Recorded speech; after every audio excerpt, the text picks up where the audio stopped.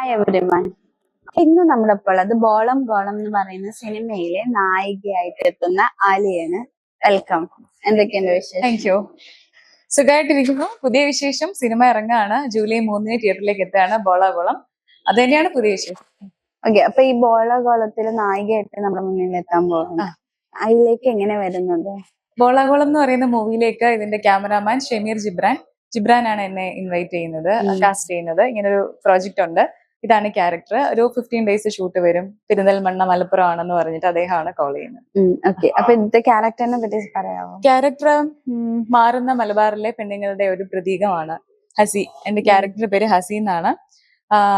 എന്താ പറയാ, ഈ ഇന്നത്തെ ഈ മലബാറിൽ അറിയാലോ, നമുക്ക് ജോലി അതുപോലെ വിദ്യാഭ്യാസം ഇതിന് പ്രാധാന്യം ഉണ്ട്, ഇന്ന് ഉണ്ട്. പക്ഷെ കുറച്ച് പിന്നോട്ട് പോവുകയാണെങ്കിൽ അതിന് അവരങ്ങനെ ഫോക്കസ് ചെയ്യുന്നില്ല. ഫാമിലി ലൈഫ് മാത്രമാണ്. അപ്പൊ at the same time family ലൈഫും വേണം, ജോലിയും വേണം, വിദ്യാഭ്യാസവും നേടണം എന്നുള്ള ഒരു ആഗ്രഹമുള്ളൊരു കുട്ടിയാണ്. കരിയർ ഓറിയന്റഡ് ആയിട്ടുള്ള ഒരാളാണ് ഹസി.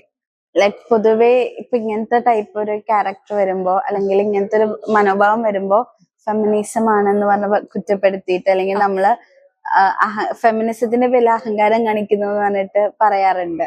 ലൈക്ക് ഫാമിലി ലൈഫും കരിയറും എങ്ങനെ ഒരുമിച്ച് കൊണ്ടുവന്നൊക്കെ. അപ്പൊ അങ്ങനെ ഒരു ക്യാരക്ടർ വന്നപ്പോ എന്ത് തോന്നി? ക്യാരക്ടർ വന്നപ്പോ സന്തോഷം തോന്നി. ആസ് ആൻ ആക്ട്രസ് അതൊരു എന്താ പറയാ, നമുക്ക് എന്തെങ്കിലും ചെയ്യാനുള്ള ഒരു ക്യാരക്ടർ ആയിരുന്നു. ഇന്നലെ മൂവി കണ്ടതിന് ശേഷം കണ്ട ആളുകളൊക്കെ പറഞ്ഞു ക്യാരക്ടറിനോട് ദേഷ്യം തോന്നി എന്ന് പറഞ്ഞു. ദേഷ്യം തോന്നി എന്ന് കേൾക്കുമ്പോൾ അത് വർക്കായി എന്നുള്ളതാണല്ലോ നമുക്ക് അറിയാൻ പറ്റുന്നത്. അപ്പൊ അതിലൊത്തിരി സന്തോഷം അത് വർക്കായതില്. പിന്നെ ക്യാരക്ടർ വൈസ് പറയുവാണെങ്കിൽ ക്വസ്റ്റ്യൻ ഒന്നും കൂടി.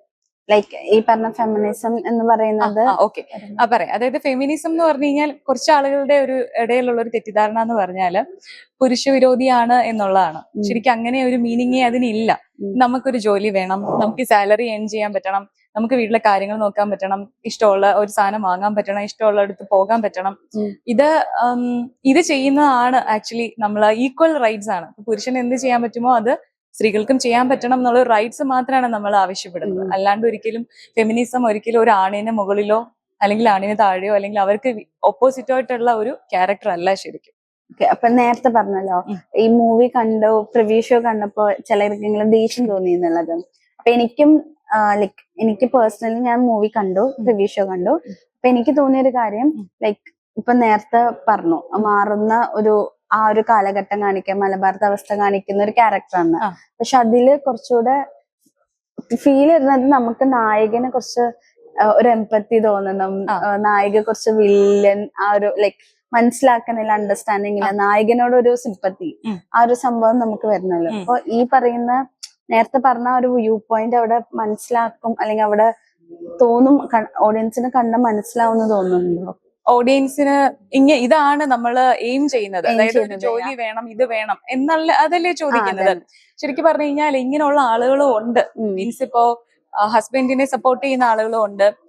പക്ഷെ ഇവിടെ ഹസി പറയുന്നത് കളിക്കണം, പക്ഷെ അതിന് വേണ്ടിയിട്ട് ഗൾഫിലെ ജോലി മതിയാക്കി കുട്ടികളോടൊപ്പം കൂടുക എന്ന് പറയുന്ന ഒരു കോൺസെപ്റ്റിനോട് ആ ക്യാരക്ടറിന് എതിർപ്പായിരുന്നു. കാരണം പക്ഷെ അതിന്റെ ഇന്റൻഷൻ ഹസി മനസ്സിലാക്കുന്നില്ല. ആ ടൈപ്പ് സ്ത്രീകളും ഉണ്ട്. അങ്ങനെ ഒരു ഇന്റൻഷൻ സ്വന്തം, അതായത് സ്വാർത്ഥതയല്ലേ, കുട്ടിയെ നോക്കണം, വീട് നോക്കണം, എന്റെ കാര്യം മാത്രം നോക്കണം എന്ന് പറയുമ്പോൾ അതൊരു സ്വാർത്ഥതയാണ്. അറ്റ് ദ സെയിം ടൈം അങ്ങനെയുള്ള ആളുകളും ഉണ്ട്. അങ്ങനെ നോക്കുവാണെങ്കിൽ അത് ബാലൻസ്ഡ് ആണ്. അപ്പൊ ലൈക്ക് ഒരു കംപ്ലീറ്റ്ലി നെഗറ്റീവ് പറയാൻ പറ്റില്ല. കാരണം അതിന്റെ ആ ക്യാരക്ടറിന് ഡിമാൻഡ് ചെയ്യുന്നത് അങ്ങനെയാണ്.